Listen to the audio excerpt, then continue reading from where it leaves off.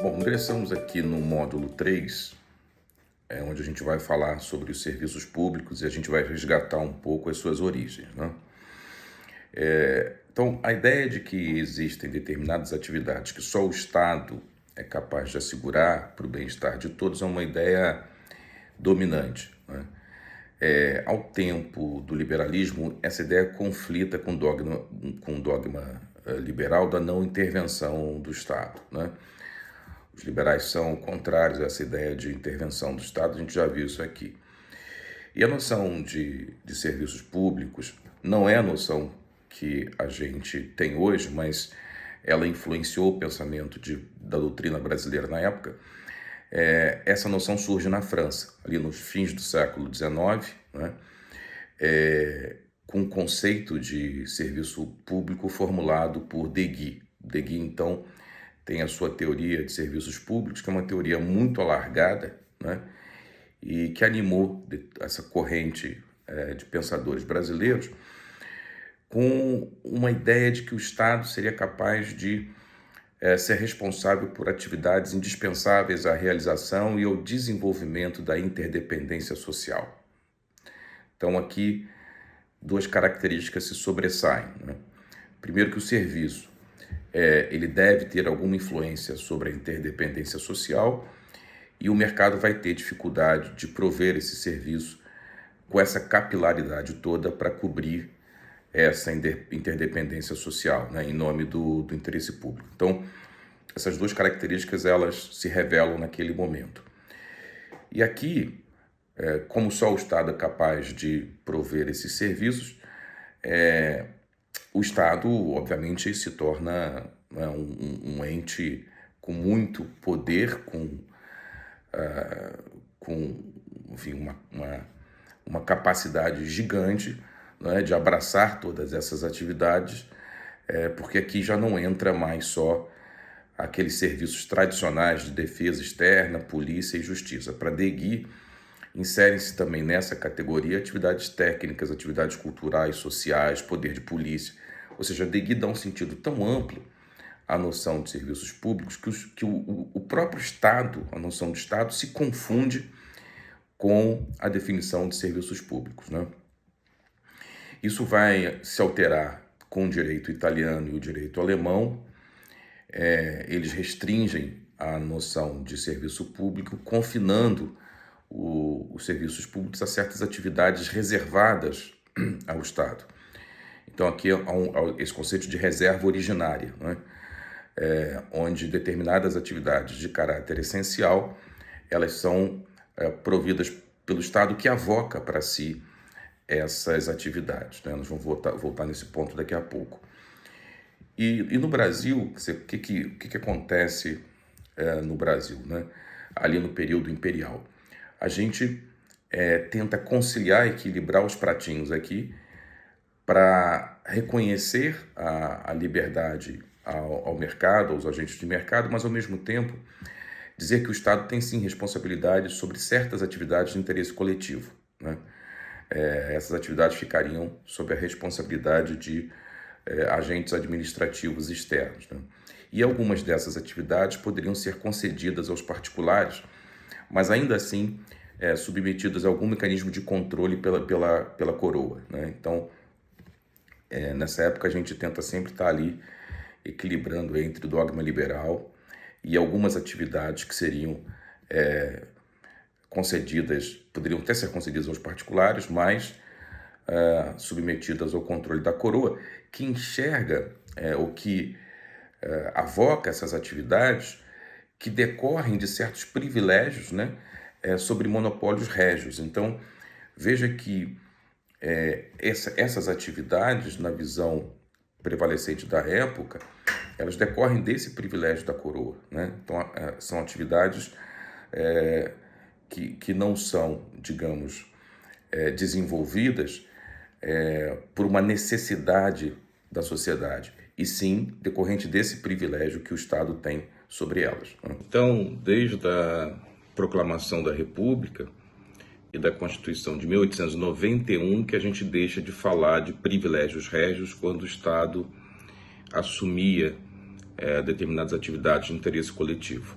Então nós vamos ver que essa ideia de prerrogativa estatal, cuja origem vem aí dessa época do conceito de serviços públicos à francesa, essa ideia ela muda, ela é totalmente reformulada com a Constituição Federal de 88, aqui no Brasil, né? Por quê? Porque, nesse caso, a Constituição traz a necessidade do Estado garantir direitos fundamentais e, portanto, de uma prerrogativa estatal, o Estado assume esse compromisso de honrar, de garantir, de satisfazer esses direitos fundamentais ali, por si ou por meio dos seus delegatários, né? E eu quero trazer agora, nesse contexto, uma proposta do Eros Grau, que fez uma contribuição muito importante acerca da natureza dos serviços públicos. Para Eros Grau,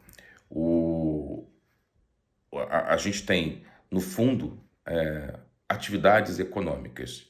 Então, ele classifica atividades econômicas em sentido amplo, que incluem os serviços públicos, e atividades econômicas em sentido estrito, que são atividades liberadas à iniciativa privada, né?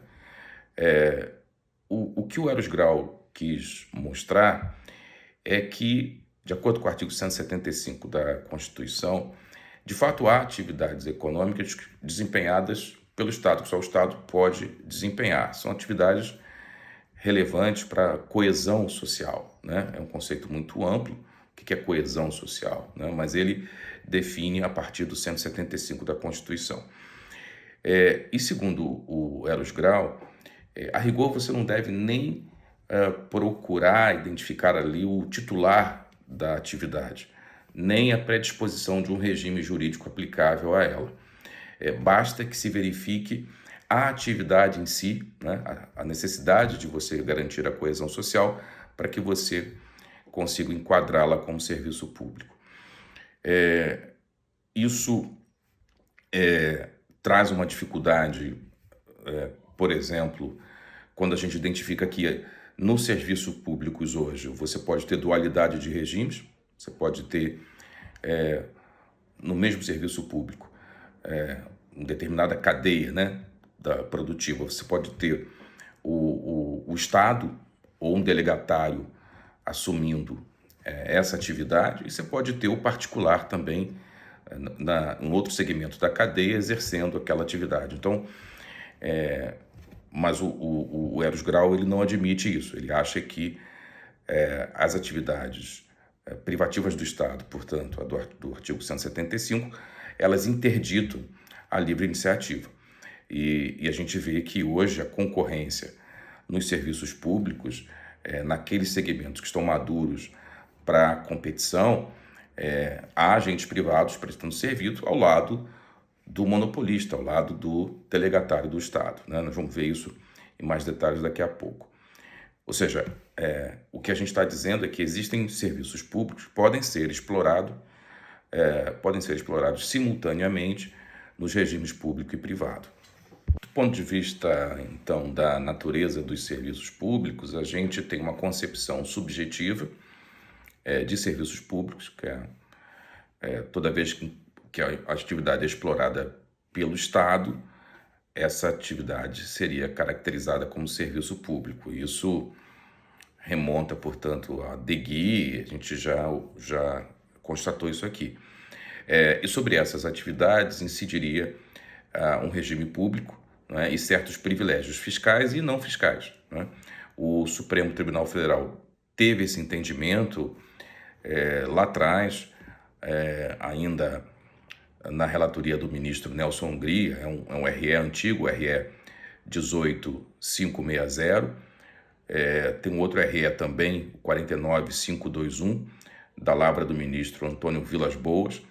Então, nesses casos, o Supremo reconheceu que atividades prestadas pelo Banco do Brasil e Caixa Econômica Federal seriam consideradas serviços públicos e, portanto, isentas, aplicando as isenções tributárias sobre esses prestadores de serviços, né? Por outro lado, a gente tem a concepção objetiva de serviços públicos que não olha o titular e sim a atividade, né? Então, aqui tem um RE 220 906-9 do Distrito Federal. O relator foi o ministro Maurício Correia, onde o Supremo reconhece a natureza jurídica de serviço público aos serviços postais e empresta à empresa brasileira de Correios e Telégrafos todos os privilégios e benefícios da administração pública direta, né, apesar dos Correios desempenharem uma atividade empresarial, né? Outro benefício, digamos, reconhecido pelo Supremo foi a impossibilidade de execução dos bens patrimoniais dos Correios. Então, note que aqui, apesar desse tempo todo, o Supremo ainda reconhece nessas atividades certos privilégios, né? Algo que decorre desse ranço de associar os serviços públicos a certos privilégios do Estado. Vamos tentar resumir aqui, então, o que a gente disse até aqui, mas fundamentalmente no Brasil, os serviços públicos ainda estão associados à titularidade do Estado, né? Toda vez que o Estado se encontra naquela posição de prestador, já é um indício de que há serviços públicos.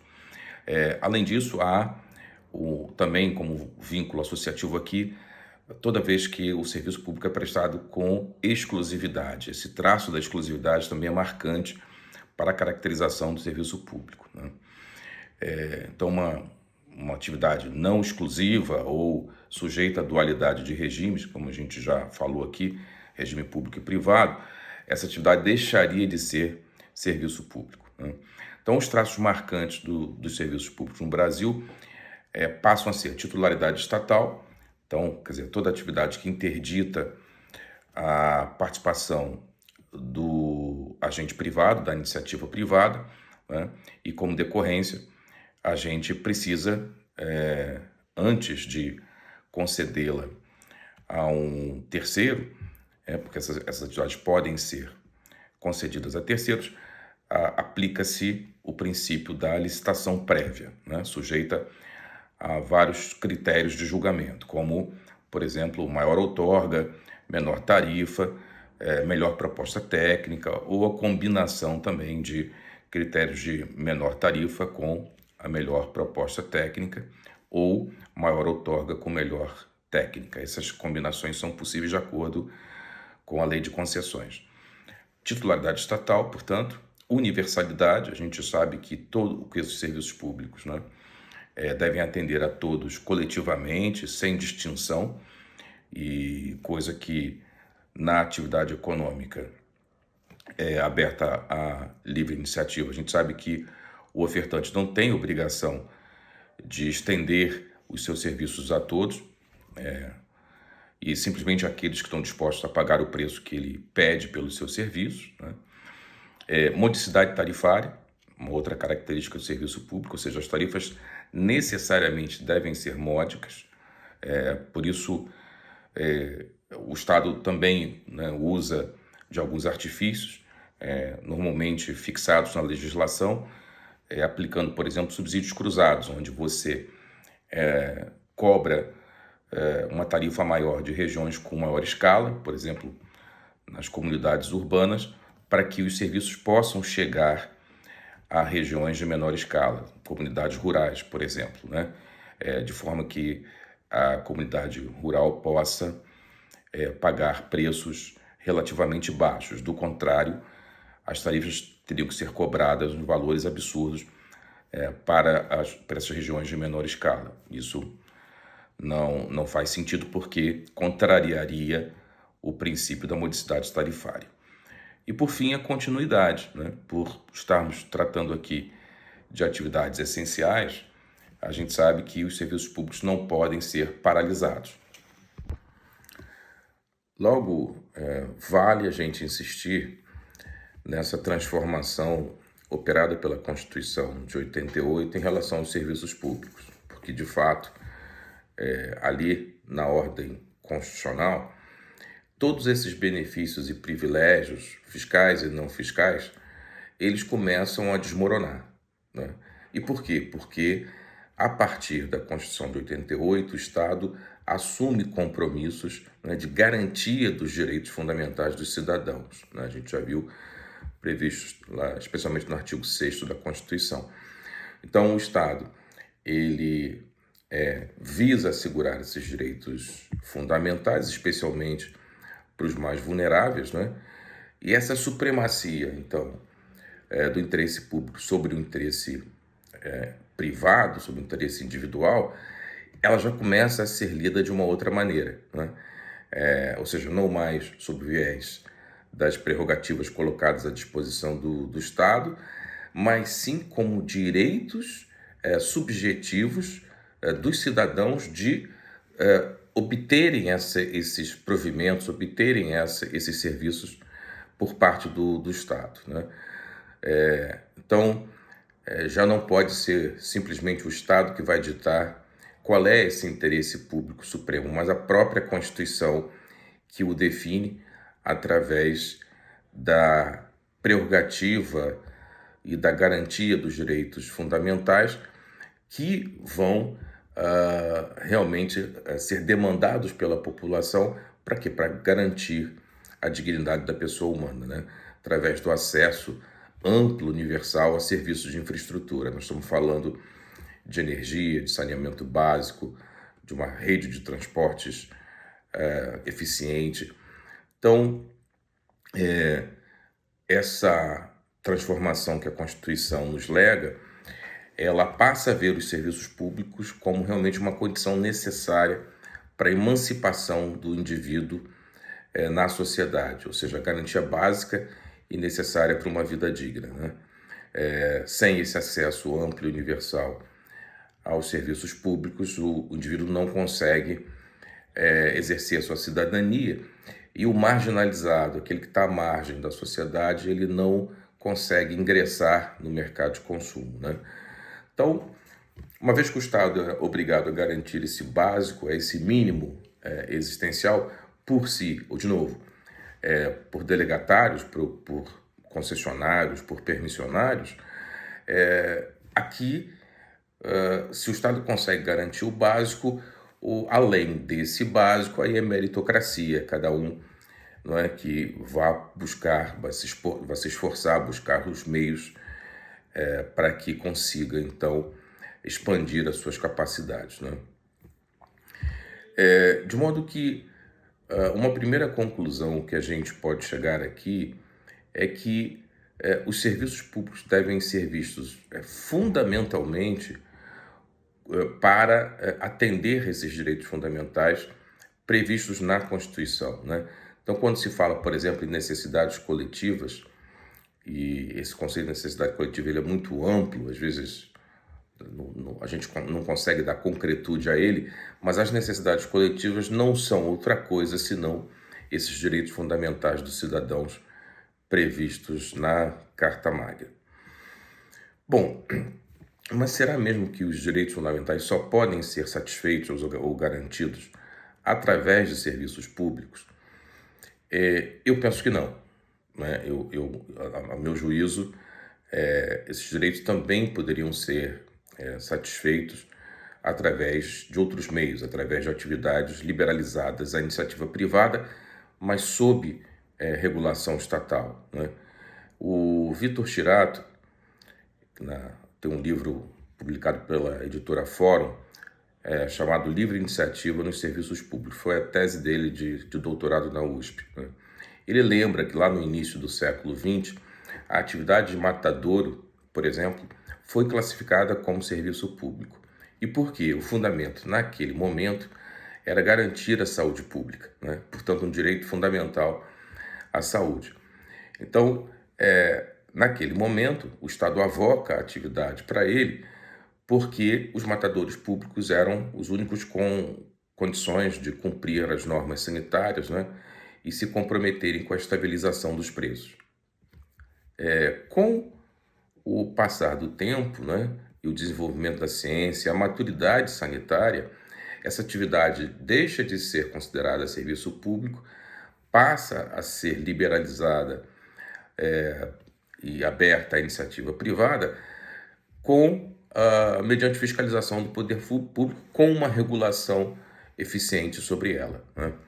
Então, veja que aqui o exame da proporcionalidade será fundamental para a gente entender bem essas coisas. Quer dizer, hoje em dia, a manutenção da atividade de matadouros como serviço público, ela seria considerada uma ação desproporcional, né? Porque iria contra o conceito de adequação, necessidade e proporcionalidade em sentido estrito. Discorrendo mais um pouquinho, né, em relação a esse ponto, a gente já disse aqui, a gente já viu, já estudou que a instituição de um serviço público importa na vocação daquela atividade para o Estado, né? O Estado passa a ser titular daquele serviço, titular daquela atividade. E com isso, ele interdita o particular de exercer aquela atividade, porque normalmente, inclusive, essa atividade é exercida pelo Estado em caráter de exclusividade. Tudo isso a gente já viu, né? É claro que o Estado pode delegar essas atividades mediante prévia licitação, a gente também já comentou isso aqui, mas, na prática, a instituição desse serviço público, para o atendimento de direitos fundamentais, pode, inclusive, sacrificar um outro direito fundamental, que é o direito à livre iniciativa prevista no artigo 170 da Constituição. Então, esse entendimento é super importante porque toda vez que a gente quiser estabelecer o regime de serviços públicos para determinadas atividades, a gente precisa aplicar o teste da proporcionalidade, né? Por quê? Porque nós poderíamos estar restringindo indevidamente a livre iniciativa, né? Então, fica a pergunta, será que a gente não tem uma forma menos gravosa de atender os direitos fundamentais, como, por exemplo, deixar a atividade livre ao setor privado e sobre ela estabelecer uma fiscalização, uma regulação eficiente, controlando, por exemplo, padrões de qualidade, quantidades produzidas e preços? Então, esse teste de proporcionalidade ele é fundamental porque a gente pode estar, toda vez que a gente institui um serviço público, a gente pode estar intervindo indevidamente no mercado e sacrificando indevidamente a livre iniciativa. A consequência de tudo isso que a gente está comentando aqui é que atividades econômicas privadas elas serão exploradas pelos particulares em regime privado, de acordo com 170, né? E de acordo com o artigo 5º, inciso 13 da Constituição. De qualquer maneira, existem atividades econômicas privadas, que como a gente está tratando aqui, né, sujeitas a um regime privado, mas que são atividades que impactam a vida de milhares de pessoas, né, impactam o bem-estar coletivo e são atividades que geram muitas externalidades sociais. É claro que nesses casos há um interesse público relevante a ser protegido e o Estado terá que regular essa atividade de forma mais intensa, né? Esse tipo de atividades privadas de interesse público, elas exigem uma prévia autorização do Estado, quer dizer, exige um título habilitante para o particular poder atuar, né? Além, obviamente, de um permanente controle e fiscalização das suas operações. Essa autorização, todavia, ela é dada em nome e no interesse econômico do particular, portanto, não deixa de haver livre iniciativa aí. São, como eu disse, atividades que impactam a vida de milhares de pessoas e um exemplo disso são as atividades bancárias. Quando a gente olha para o 192 da Constituição, o que diz esse dispositivo?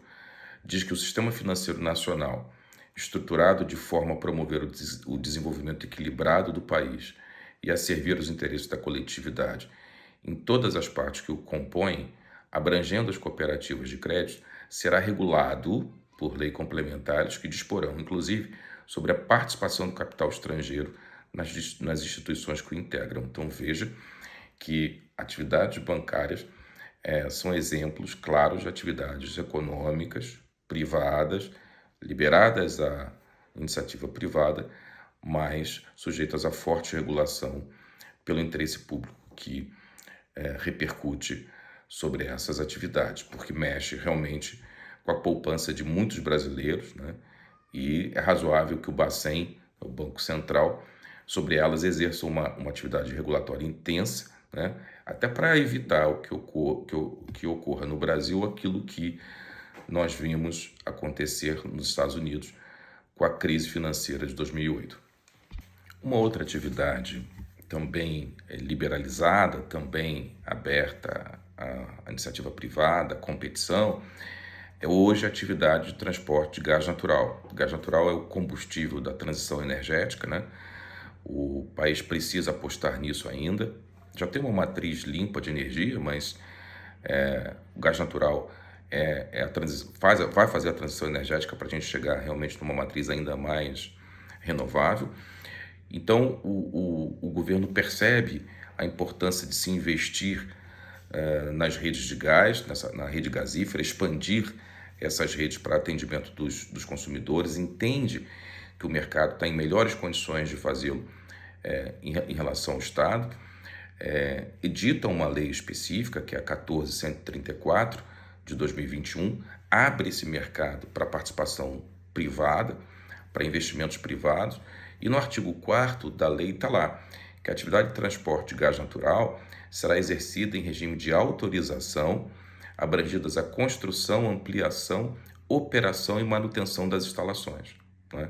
Então, a Agência Nacional do Petróleo vai regular a habilitação dos interessados, né, em exercer a atividade de transporte de gás, as condições para essa autorização, incluindo a transferência de titularidade, porque essas autorizações também elas são dadas em caráter intuito persona, ou seja, elas levam em consideração as condições financeiras, operacionais, técnicas, né, do prestador de serviço. Então, antes até da outorga de autorização, o poder público ele costuma fazer o que a gente chama de chamamento público, promover o chamamento público, né, para verificar as condições de atendimento ao edital, né? E como se trata também de uma atividade de grande impacto social, de grande relevância social, o poder público tem interesse de regular essa atividade com grau de riqueza, né, com uma intensidade muito grande. Então, nesse caso de transporte de gás, questões como quantidades mínimas a serem produzidas, né, as receitas máximas permitidas com a prestação de serviço, regimes de entradas e saídas, prazos do contrato, garantias contratuais, tudo isso será definido no edital e no próprio contrato de prestação de serviço, né? Um outro exemplo também que ocorreu lá em 2021, de um outro setor também liberado à iniciativa privada, foi o setor ferroviário, né? Era um setor também monopolizado, um setor dominado por concessionárias de serviços públicos, mas que a partir de 2021, com a Lei 14.273, ele se abre à participação da iniciativa privada, que pode explorar indiretamente as ferrovias, né? De acordo com o artigo 8º, inciso 1, a exploração indireta de ferrovias poderá ser exercida por operadores ferroviários em regime privado e submetidos à autorização. Então vejo que nesse caso, ao lado das concessionárias de serviços públicos, a gente vai ter agentes privados, não é? Autorizatários, sujeitos a um regime privado. E aqui isso acontece em função de pressões, não é? Pressões competitivas, né, para a abertura do setor, às vezes mercados mal servidos, às vezes reclamações de usuários forçam o poder público a abrir aquele setor à competição em função dessas pressões competitivas todas, né? E no fundo aqui o legislador ele vai trabalhar com uma simetria de regimes regulatórios, ou seja, ele vai buscar primeiro encontrar espaços concorrenciais tanto em segmentos da cadeia produtiva ou no próprio setor monopolizado, né? Naquilo que eu particularmente chamo de regulação para a concorrência ou regulação a favor da concorrência, né? E aqui esse regime assimétrico ele vai possibilitar o entrante, né, atuar num regime mais brando, um regime regulatório mais brando, né, com liberdade de preço, liberdade de estabelecer os meios para a prestação de serviço, e um regime mais rígido, um regime público incidente sobre o incumbente, aquele concessionário monopolista que já vem atuando no setor há bastante tempo. Isso para quê? Para permitir que haja efetivamente uma contestação daquele mercado. Com isso, o que a gente vai ter no final do dia, né? Nós vamos ter ferrovias concedidas e ao lado de ferrovias autorizadas, ou seja, ao lado de ferrovias construídas e operadas por agentes privados, né? Então, se a gente tem, por exemplo, duas ferrovias operando no mesmo mercado relevante, nós vamos ter competição ali nesse regime assimétrico, né? Ou seja, agentes autorizatários competindo por cargas em conjunto com concessionários de serviços públicos competindo pela mesma carga. Ainda nessa regulação para a concorrência, pode ser que o próprio legislador, para além de encontrar espaços concorrenciais em setores monopolizados, ele decida que o monopolista tenha que fornecer acesso à sua infraestrutura a terceiros, né, através de negociações bilaterais, que vão ali prever condições técnicas e comerciais. Isso por quê? Porque a infraestrutura detida pelo monopolista, no geral, ela é caracterizada como uma essential facility, ou seja, uma facilidade essencial, né? Já vimos aqui o conceito de monopólios naturais que atendem aos requisitos de escala, de economias de escala e de escopo. Então, nós não vamos duplicar desnecessariamente infraestruturas, né? De modo que, se há capacidade ociosa, e para fomentar a competição naquele setor, o legislador pode forçar o monopolista a conceder esse acesso. Claro, esse acesso não é gratuito, o monopolista pode cobrar por isso, né? Mas no limite também preços abusivos vão ensejar ou arbitramentos pelas agências reguladoras ou judicialização dessas questões, né? E se for preciso lançar mão de instrumentos ainda mais intrusivos, pode ser que o legislador se valha da técnica de unbundling, que é a desagregação estrutural daquele setor, né? A desverticalização de certas atividades. Isso aconteceu no setor elétrico, né? No setor elétrico ali nos idos de 1996, para permitir a competição em segmentos maduros, potencialmente competitivos, que era o segmento de geração e comercialização.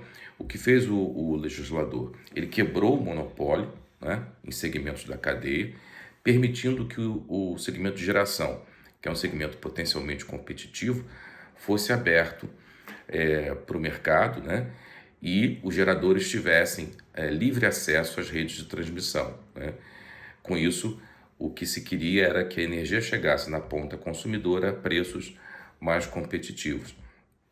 Do lado do consumo, o que se previu também? Se previu que os grandes consumidores, né, de energia elétrica, aqueles atendidos em média e alta tensão, que são os segmentos industriais, né, os grandes comerciantes, eles também pudessem comprar energia de qualquer gerador, de qualquer agente gerador, né? E para isso, eles também precisavam ter contratos com as redes de transmissão, né?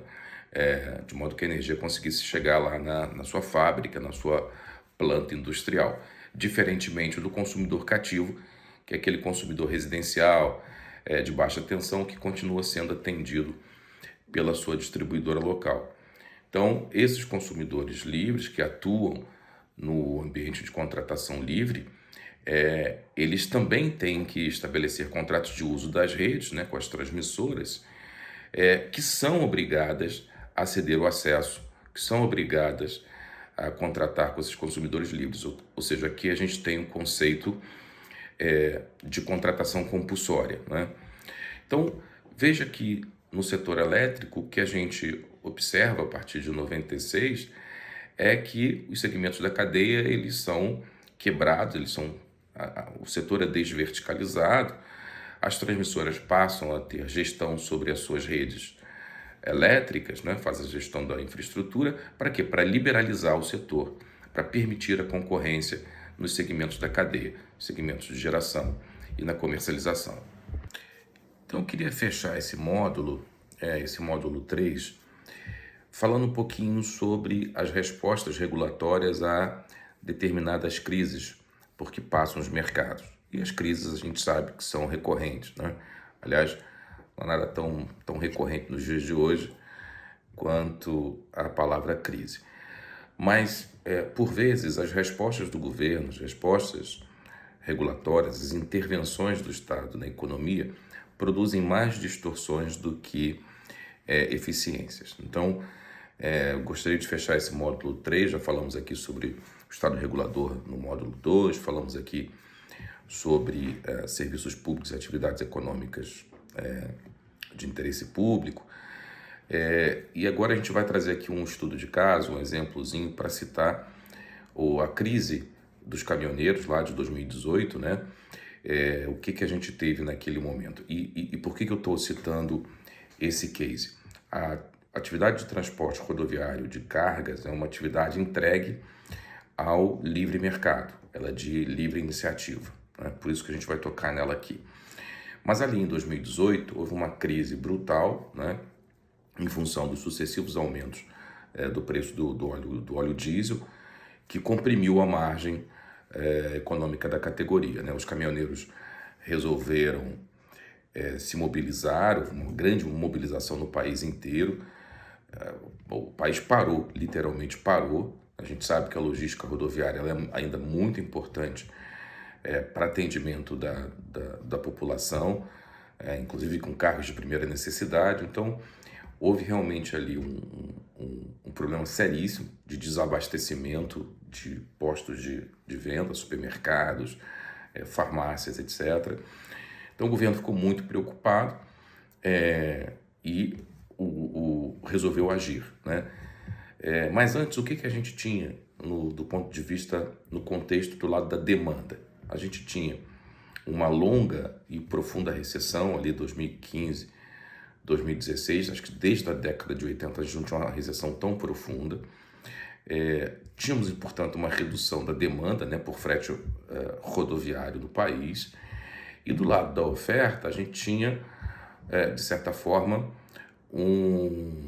uma sobreoferta, a gente tinha muita capacidade disponível. Então, tinha, enfim, muitos caminhoneiros dispostos a ofertar o seu serviço e pouca demanda. Com isso, a gente viu realmente um desequilíbrio grande entre oferta e demanda que repercutia nos preços dos fretes. Mas por que tinha o setor estava sobreofertado? Eu lembro que desde 2010 o governo também vinha incentivando a expansão da frota de caminhões através de linhas do BNDES. Então o governo incentivou, de certa maneira, essa oferta de caminhões no setor do agronegócio, né? De logística de um modo geral. Então, por outro lado, você também teve ali uma elevação dos custos do setor, né? Acima da inflação, ou seja, houve forte elevação do preço do diesel. Só para se ter uma ideia aqui, entre agosto de 17 a maio de 18, o combustível acumulou alta de 137,7%. Então, realmente, houve um reajuste acima da inflação. A resposta do governo, qual foi? O governo estava completamente sequestrado em função dessa mobilização, paralisação da categoria, e resolveu, então, editar lá uma medida provisória, né, reduzindo a carga de PIS/COFINS e a CID sobre o preço do óleo diesel, congelou o preço do óleo diesel por 60 dias, então, numa janela de 60 dias os preços estavam congelados nas bombas, isentou de pedágio o terceiro eixo suspenso e definiu uma tabela mínima para o preço do frete. Aqui houve um problema seríssimo, porque esse mercado é um mercado, como a gente comentou aqui, entregue à livre iniciativa e à livre concorrência, portanto o mercado regulava os preços e o governo decidiu intervir, né, através da criação dessa tabela mínima para o frete rodoviário. O que isso causou de resultado? Bom, primeiro, um rombo de 13,5 bilhões, né? Um rombo fiscal, isso necessariamente o governo teve que encontrar recursos em outros setores, então aumentou a carga tributária de outros setores para cobrir esse rombo. Houve necessidade de corte no orçamento, né? E gerou uma ineficiência nos preços dos fretes. E por que isso? Basta a gente pensar no seguinte: o valor mínimo muito alto para o preço do frete é ruim, porque os produtores poderiam pagar um preço menor, né? Um preço mínimo muito baixo também é ruim, porque o caminhoneiro poderia estabelecer um preço mais alto que lhe remunerasse melhor. Então veja que respostas do governo, né, de supetão, especialmente diante de crises como essa, conjunturais, levam a ineficiências de mercado, né? Levam a respostas ineficientes, levam a intervenções indevidas no setor. E, a nosso ver, essa era uma crise que talvez pudesse ser contornada pelos próprios mecanismos de mercado.